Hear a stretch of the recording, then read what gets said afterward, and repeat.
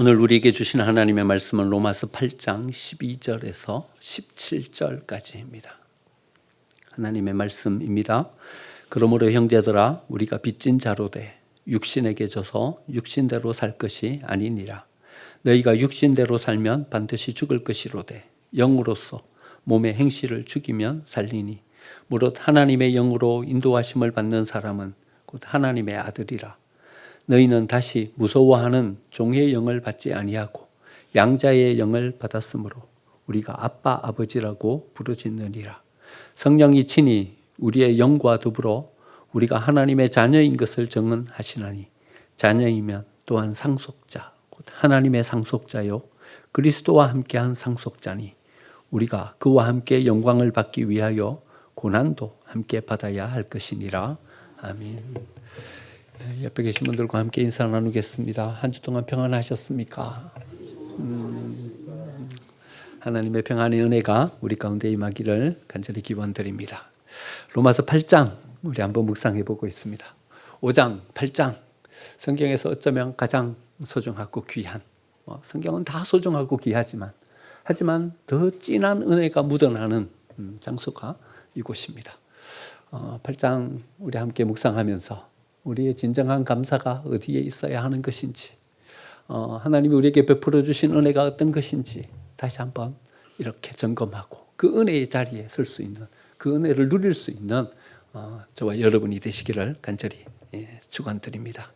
우리 지난주에 1절, 2절 말씀 묵상하면서 생명의 성령의 법이 죄와 사망의 법에서 우리를 해방했다. 그래서 우리는 정죄하지 않으시는 하나님의 은혜 가운데 서게 되었다. 한번 묵상해 봤습니다. 생명의 성령의 법이 죄와 사망의 법을 이겼습니다. 이겼습니다. 생명의 성령의 법, 이거 붙잡고 서면 우리는 하나님 주신 그 복된 은혜를 누리는 하나님의 사람으로 서게 됩니다. 생명의 성령의 법, 한 단어로 줄이면 어떻게 줄일 수 있을까? 용서라고 줄일 수 있을 것입니다. 정죄하지 않으시는 용서인 거죠. 용납인 거죠. 용서하시면서 우리를 용납해 주시는 그 은혜 가운데 서게 됩니다. 하나님의 용서는요, 이런 용서예요. 야, 이만큼 서라. 그럼 내가 받아주겠다. 이런 용서가 아니에요. 그냥 있는 대로 받아주시는 거예요. 이만큼 회복해라. 그러면 내가 회복된 그 모습 내가 인정해 주겠다. 이게 아니라 우리가 가지고 있는 그대로 우리를 품으시는 용서입니다. 에덴 동산에서 하나님은 아담과 하와가 선악과를 따먹을 줄 알고 계셨어요. 선악과를 따먹을 줄 알고 계셨다는 것이 성부, 성자, 성령 하나님으로 하나님이 계시는 거죠. 선악과를 따먹고 죄를 짓고 타락하면 우리가 어떻게 구원할까? 구원의 계획을 이미 다 가지고 천지창조를 시작하신 거죠. 다 아셨음에도 불구하고 하나님은 아담과 하와의 자유를 제어하지 않았어요. 선악과로 나아가는 그 길에 가시덤불을 놓고서 길을 막고 못 나아가도록 하지 않았어요. 있는 그대로 아담과 하와를 인정했어요. 대신 하나님은 아담과 하와가 잘못된 길로 갔을 때 하나님은 어떻게 거기에 대한 대안을 가지고 나아가셔야 할까? 이걸 고민하셨어요. 아담을 고치려고 하지 않았어요. 하와의 마음을 강제하지 않으셨어요. 오히려 거기에 대한 대비를 가지고 나아가신 것이 하나님이신 거죠. 이와 똑같이 하나님의 용서도 우리가 가진 모든 것을 그대로 안아주시는 분이십니다. 단 한 가지의 조건이 있다면 이 조건이죠. 우리가 예수 그리스도의 십자가 보혈로 우리의 모든 죄를 씻어주셨다. 우리는 씻김받은 하나님의 사람이다 라는 십자가의 복음을 믿어라. 단 한 가지의 조건입니다. 그런데 이 조건도 어쩌면 사단에게서 우리를 지키기 위한 조건입니다. 하나님의 사랑, 그 이편에 있는 하나님의 정의, 그것을 하나님께서 세우기 위한 조건이었죠. 하지만 모든 용서는 조건 없는 용서입니다. 그대로 받아들이는, 있는 그대로 수용하시는 그런 용서입니다. 하나님의 용서가 참 놀랍지 않습니까? 우리가 이런 하나님의 용서 가운데 우리가 섰다는 거죠. 그래서 우리가 용서한다는 것은, 누군가를 받아들이고 수용한다는 것은 그 이웃이 가지고 있는 연약함 그대로 받아들이고 그대로 수용하는 것이 용서입니다. 다른 것은 다 괜찮은데 배려를 잘 못해요. 그래도 배려하지 못하는 그 연약함을 그대로 받아주는 것, 그게 용서입니다. 다른 것은 괜찮은데 물질에 약해요. 너 물질에 약한 그 마음 고쳐가지고 성숙하면 내가 받아줄게. 이건 용서가 아니에요. 용서는 연약함 그대로 받아주는 것이 용서인 거죠. 다른 것은 다 괜찮은데 명예심에 약해요. 자존심이 조금만 상하면 참지를 못해요. 야, 너 자존감 회복하고서 좀 제대로 서라. 그러면 내가 너랑 받아주고 내가 함께 친구해줄게. 이건 용서가 아니에요. 있는 그대로 가시돋친 그 삶 그대로 움푹 패인 연약함이 있는 그대로 받아주는 게 용서인 거죠. 그런데 여러분, 가시돋친 그대로 안으면 어떻게 되겠습니까? 움푹 파인 그대로 안으면 어떻게 되겠습니까? 가시돋친 그 사람을 안으려면요, 우리는 어떤 각오를 해야 그 사람을 안을 수 있냐 하면 그 가시에 찔릴 각오를 해야 그 사람을 안을 수 있는 것입니다. 움푹 패인 그곳을 내가 가진 것으로 메꿀 각오를 해야 그 사람을 안을 수 있는 것입니다. 그러니까 용서는요, 아픔 없이 되는 건 아니에요. 여러분, 아픔 없이 용서한다? 그건 용서가 아니에요. 상실 없이 용서한다? 그건 용서가 아니에요. 하나님은요, 이런 아픔을 가지고 우리를 용서하셨어요. 여러분, 가시관을 예수님 머리에 씌우셨죠? 우리는 패션 오브 크라이스트나 여러 가지 예수님의 일대기를 그린 영화를 통해서 예수님 그 머리에 흘러내리는 피를 봤습니다. 여러분, 가시에 찔리셨어요. 그 가시가 어떤 가시입니까? 우리의 가시돋친 삶, 이 삶이 찔르는, 예수님을 고통스럽게 만들고 아프게 만드는 것이지 않습니까? 예수님 채찍에 맞으셨어요. 창에 찔리셨어요. 못에 박히셨어요. 여러분, 그 못이 뭡니까? 그 창이 뭡니까? 우리가 가진 상실, 우리가 가진 움푹 빼인 허점, 그건 거죠. 그것을 그대로 끌어안으시는. 그래서 가시에 찔릴 각오를 하고 창에 찔릴 각오를 하고 우리를 안으시는 거죠. 여러분, 용서는 조건 없이 받아주는 것, 그게 용서입니다. 여러분, 우리는 예수님 믿는 사람이잖아요. 우리가 누군가를 용서한다는 것은요, 이런 조건을 내세우는 게 아니에요. 이만큼 쓰면 내가 받아줄게. 이만큼 성숙하면 내가 그 다음에 너 수용해 줄게. 이런 것은 용서가 아니죠. 아플 각오를 하고 나아가서 우리의 가슴에 끌어안는 것. 그것이 하나님께서 우리에게 가르쳐 주시는 용서입니다. 용서하면 다 됩니다. 용서하면 문제될 것 없습니다. 우리가 용서하지 못하기 때문에 모든 것들이 붉어지고 아픔을 경험하게 되는 거죠. 여러분, 1만 달란트 빚진 자의 비유를 우리는 압니다. 주인이 1만 달란트를 탕감해 줬어요. 도저히 갚을 수 없는 그런 은혜의 빚진 자로서 서게 된 거죠. 그런데 100데나리온 빚진 그 사람을 붙잡아 놓고서는 자기 빚을 갚으라고 하는 겁니다. 우리가 이런 사람으로 서면 안 되는 것입니다. 우리는 속죄받을 수 없는 하나님의 사람이었지만 하나님께서 우리의 모든 것을 다 용납해 주신 그 은혜로 하나님 베풀어 세워진 자들입니다. 그러므로 우리는 어떤 도전과 시도가 우리에게 있어야 되냐 하면 이런 용서로 이웃을 끌어안을, 가시돋친 그것으로 내 살을 찌르고 아프게 할 때 그것을 참아내고 인내할 각오를 가지고 나아갈 때 비로소 우리는 이웃을 안을 수 있는 것이고 용서할 수 있는 것이고 공동체를 세워갈 수 있는 것입니다.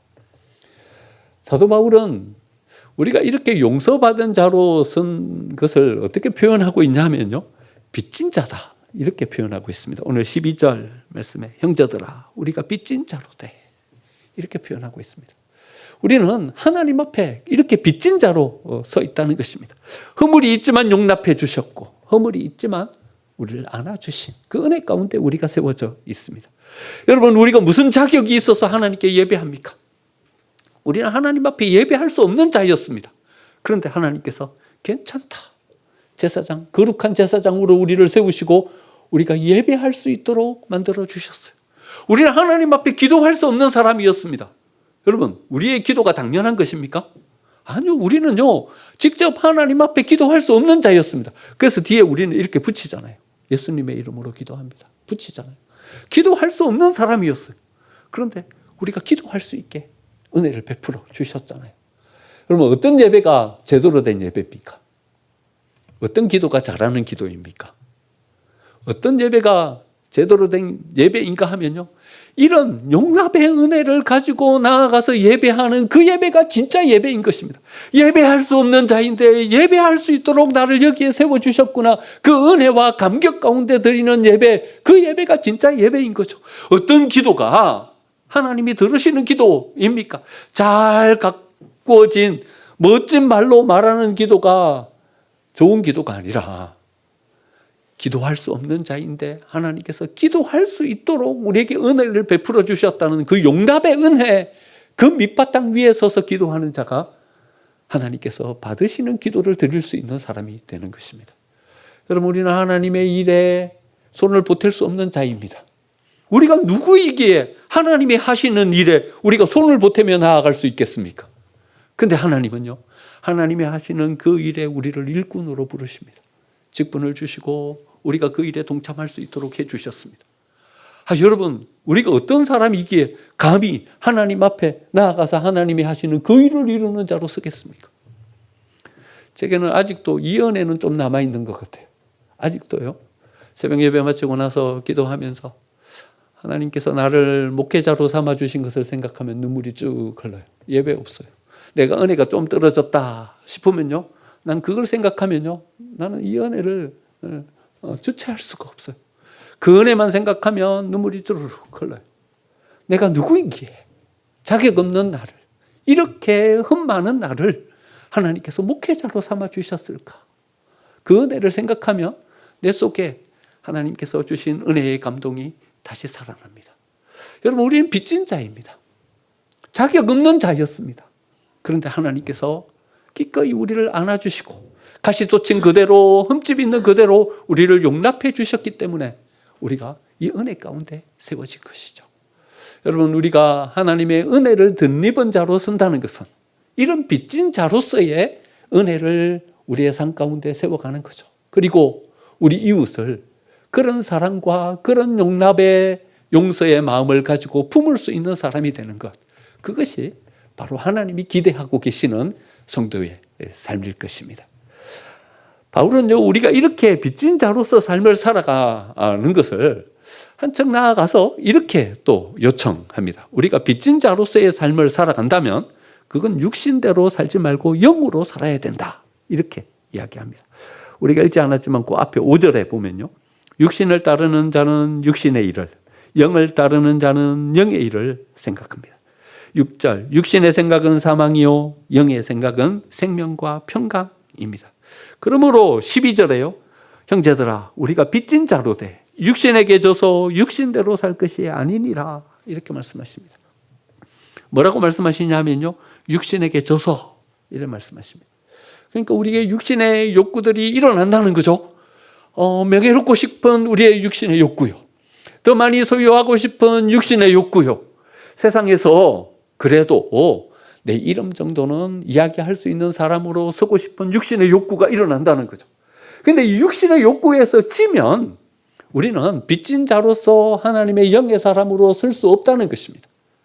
우리가 이것을 이겨서 육신의 욕구를 이기고 서서 영의 사람으로 설 때 비로소 우리는 하나님께서 우리에게 이렇게 용서와 용납의 은혜를 베풀어 준, 그리고 우리 또한 이웃을 향하여서 이런 용서와 용납의 관용의 마음을 가지고 설 수 있는 사람으로 우리가 서게 된다는 거죠. 그런데 사도 바울은 9절에서요, 이렇게 극단적으로 이야기해요. 9절 말씀을 한번 보실까요? 만일 너희 속에 하나님의 영이 거하시면 너희가 육신에 있지 아니하고 영에 있나니 누구든지 그리스도의 영이 없으면 그리스도의 사람이 아니라. 여러분, 우리가 육신에게 져서 성령의 인도하심을 쫓아 살아가지 못한다면 우리는 그리스도의 사람이 아니다, 이렇게 극단적으로 단언하고 있습니다. 우리가 육신의 욕구대로 살아가도 괜찮은 것이 아닙니다. 우리는 육신에게 져서 세상 그 한가운데 서 있어도 괜찮은 사람이 아닙니다. 거기에 서 있다면 우리는 그리스도의 사람이 아니기 때문에 그렇습니다. 이것을 이기고 서서 영의 사람으로 서야 합니다. 그런데 오늘 읽은 본문의 말씀은요, 우리가 단지 영의 사람으로 서는 것에 만족하는 것이 아니라 영의 사람에게도 구분이 있다, 이렇게 말씀하고 계십니다. 15절 보면요, 이 두 가지 영의 사람을 나누고 있어요. 너희는 다시 무서워하는 종의 영을 받지 아니하고 양자의 영을 받았으므로. 우리가 믿음을 가졌는데요, 우리 영적인 믿음이 두 가지라는 거예요. 하나는요, 종의 영을 가진 믿음이 있고요, 하나는 양자의 영을 가진, 자녀의 영을 가진 믿음이 있다는 거죠. 대부분은요, 우리가 어떤 믿음을 가지고 서냐 하면요, 종의 믿음을 가지고 서는 거예요. 하나님께서 우리를 영적인 사람으로 세워가시려고 하는 것은 종의 믿음을 가진 사람으로 서지 말고 하나님의 자녀의 이 영을 가진 믿음을 가진 사람으로 서라. 우리를 여기에서요, 이렇게 업그레이드 시켜 주려고 하는 거죠. 여러분, 종의 영과 자녀의 영, 종의 영의 믿음과 자녀의 영의 믿음이 어떻게 다를까요? 근데 우리는 대부분요, 어디에 머물러 있냐 하면요, 종의 영을 가진 믿음, 여기에 머물러 있어요. 야이로가요, 딸이 병이 든 거예요. 병이 들어가지고, 이 딸의 병을 고쳐야 되겠다. 근데 뭐 이래저래 회당장 정도 되니까, 요즘으로 말하면 교장 선생님 정도 되는 거죠. 회당이 이제 학교 뭐 이런 역할을 했고, 회당장이면 뭐 주변에 있는 모든 사람들에게 존경받을 만한 또 어떤 권위와 지위도 있는 그런 사람인 거죠. 딸이 병이 들었어요. 그러면 딸의 병을 고치려고 애쓰지 않았겠습니까? 이래저래 애를 써봤는데도 안 돼요. 안 돼. 딸의 병을 고칠 수가 없어요.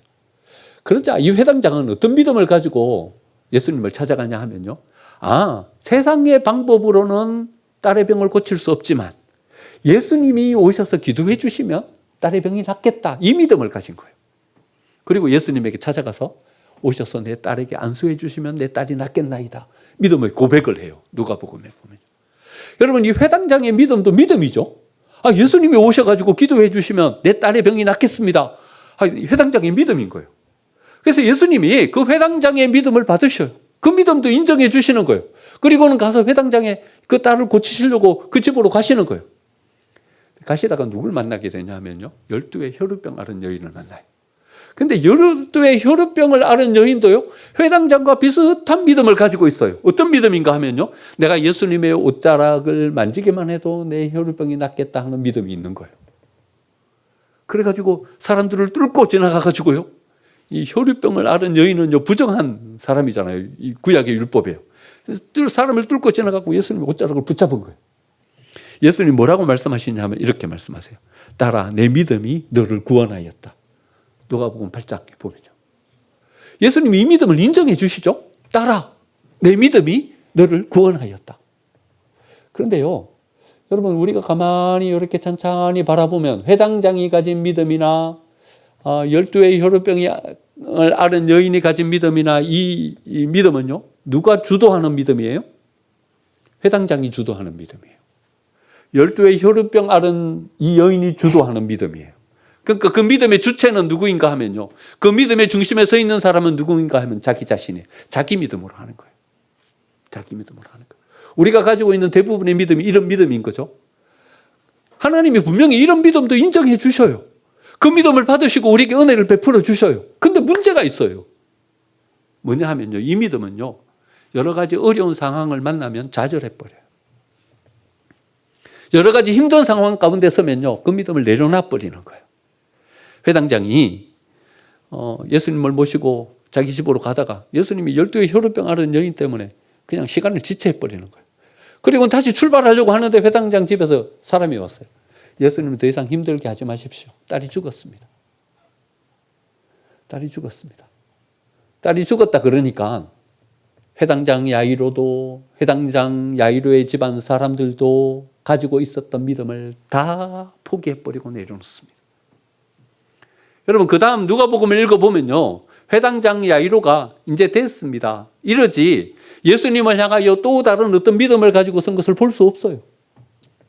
끝났다고 생각하는 거예요. 죽었는데 이제. 회당장 야이로의 믿음인 거예요. 자기 믿음인 거예요. 우리 믿음으로 가서 서면 어디에 가서 멈추어 서게 되냐 하면요, 우리의 한계, 우리가 생각하고 있는 그 선, 거기에 가서 멈추어 서는 거예요. 이것까지 내 믿음으로 갔다가 이게 안 되면 이제는 포기다. 내려놔 버리는 거죠. 근데 성경은 여기에서요, 중요한 하나의 전환을 우리에게 보여주고 있습니다.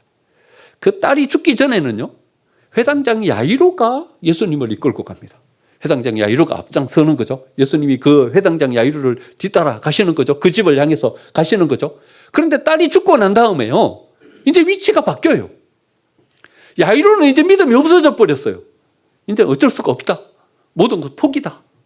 근데 예수님이 뭐라고 말씀하시냐면 이렇게 말씀하세요.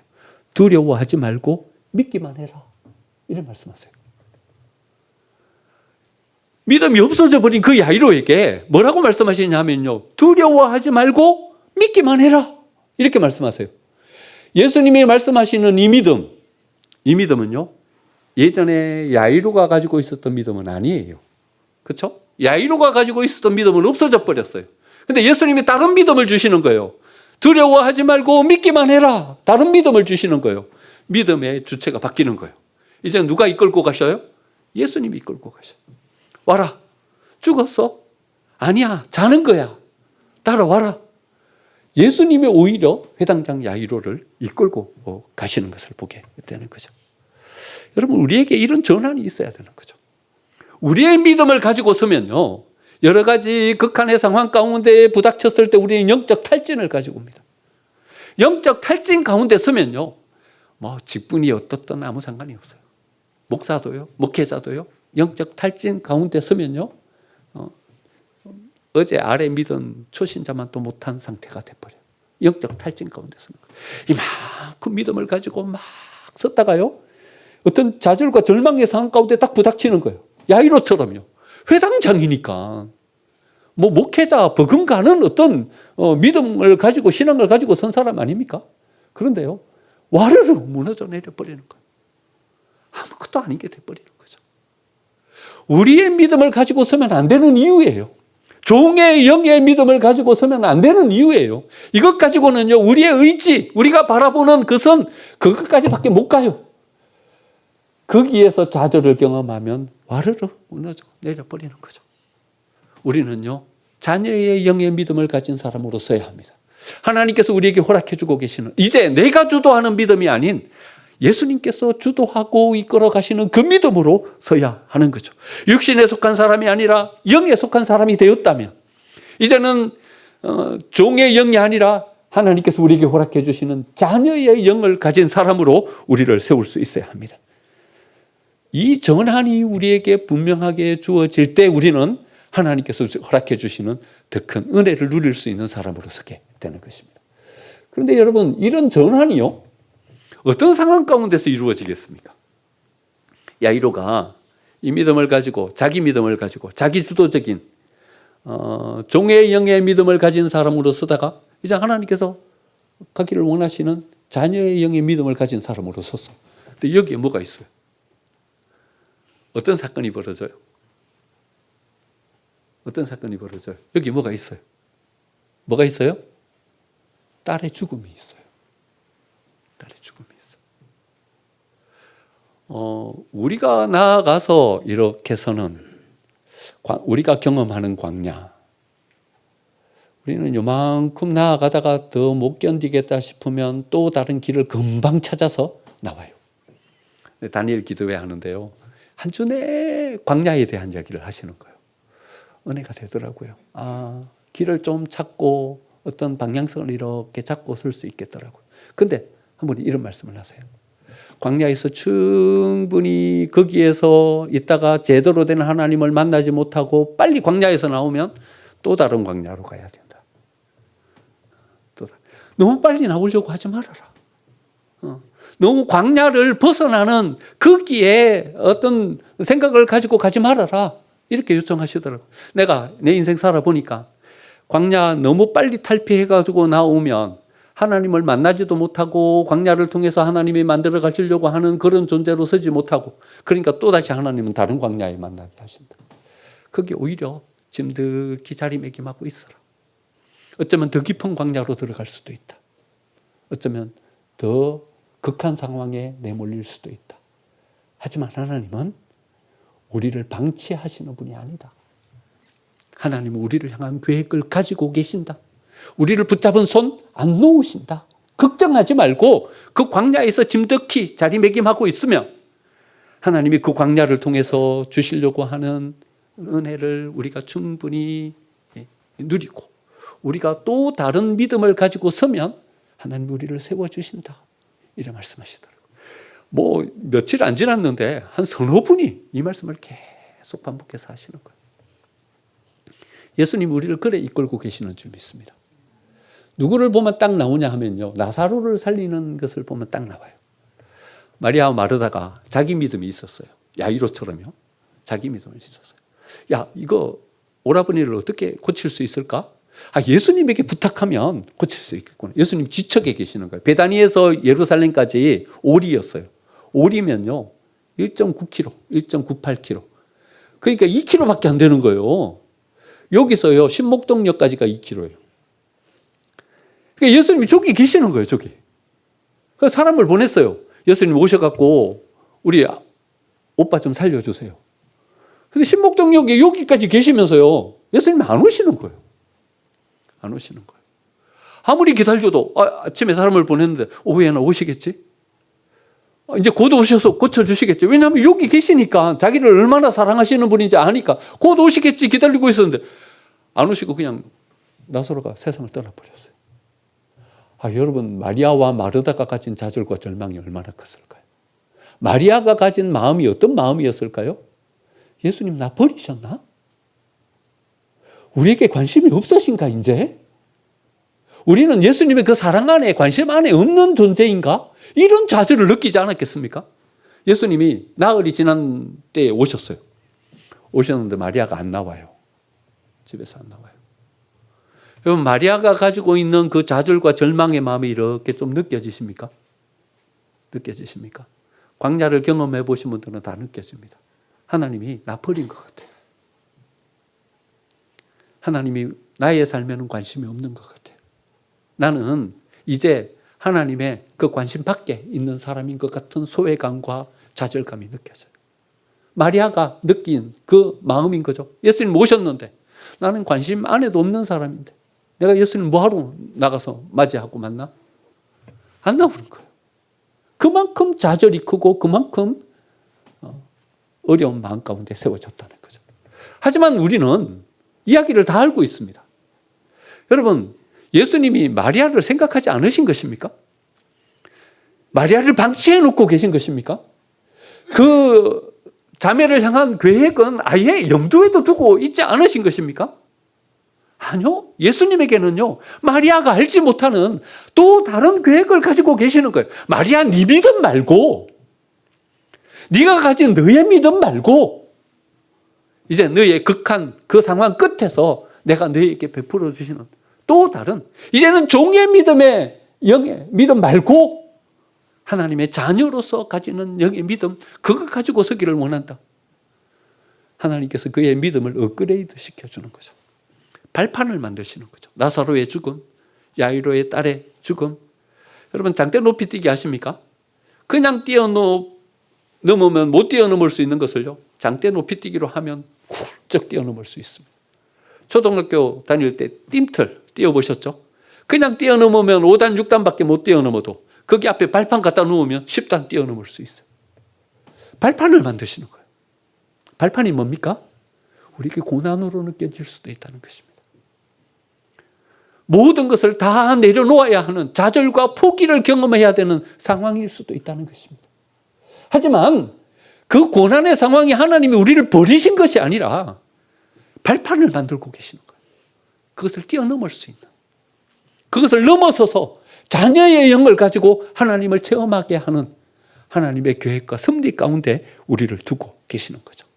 끄트머리, 거기서 우리가 체험할 수 있는 은혜예요. 여러분, 끄트머리라는 말이 무슨 말입니까? 끝이라는 말이에요. 끄트머리. 거의 끝이 다 됐다는 말이죠. 근데 거기에는요, 머리라는 말이 있어요. 끝은 우리의 끝이에요. 이제는 희망이 없어요. 우리의 끝이에요. 근데 머리예요. 누구의 머리입니까? 하나님의 머리예요.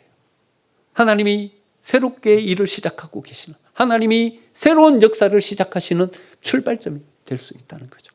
하나님의 자녀로서의 영의 믿음을 가지고 서면 우리가 이 은혜를 누리게 되는 줄 믿습니다.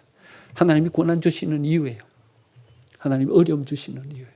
이스라엘 백성들요, 그 역사를 바라보면 힘들고 어려웠어요. 왜 이렇게 선택해놓고 어렵게 힘들게 하시는가? 여러분, 만들어 가려고 하는 목적이 다르기 때문에 그래요. 만들어 가려고 하는 목적이 다르기 때문에 그래요. 홈이나 산 만들려면요, 대충 쇠 두들겨서 만들면 돼요. 근데 복음을 만들려면요, 녹였다가 불순물 걷어내고 또다시 녹였다가 불순물 걷어내고 순도 높은 쇠를 만들어야 되는 거예요. 복음은 그냥 만들어지지 않아요. 또 두들기는 거예요. 달궜다가 두들기고 달궜다가 두들기고를 반복하는 거예요. 그래야 복음이 되는 거예요. 호미가 아니에요. 복음이 되는 거예요. 삽이 아니에요. 복음이 되는 거예요. 구리로는요, 아무리 예쁘게 만들어도 구리 반지예요. 거리에 떨어져서 아무도 주워가지도 않아요. 그런데요, 금으로 만들고 다이아로 만들면요, 대충 만들어도 다이아 반지예요. 길가에 떨어지면 얼른 주워가요. 하나님이 만들려고 하는 목적이 달라요. 하나님이 또 다른 계획 가운데 서시는 거예요. 하나님이 그의 자녀에게 주시는 은혜인 거예요. 자녀의 영을 가지고 서라는 거예요. 우리가 어떤 존재인지를 바라보라는 거예요.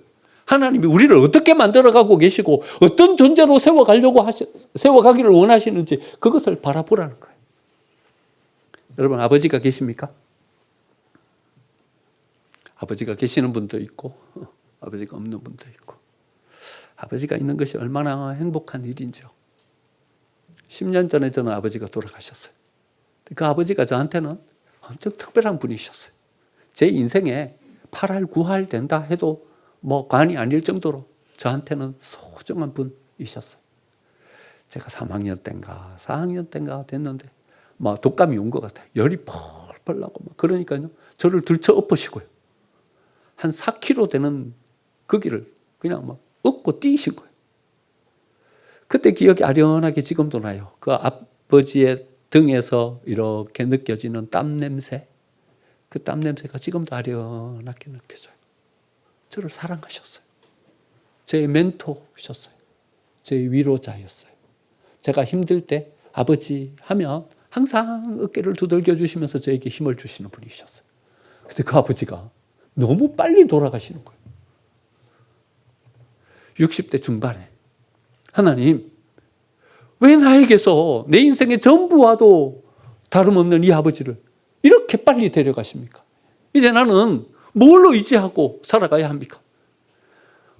하나님을 향한 이 원망 가운데 오랫동안 기도하면서 다른 것은 다 이해가 되는데 우리 아버지를 이렇게 빨리 돌아가시게 한 것은 이해할 수가 없는 거예요. 근데 어느 날 새벽에 기도하는데 하나님이 저를 찾아오셨어요. 그때도 아마 교회가 어려운 그런 때였던 것 같아요. 찾아오셔갖고 저한테 이런 말씀하시더라고요. 내가 너희 아버지다. 내가 너희 아버지다. 넌 내 아들이야.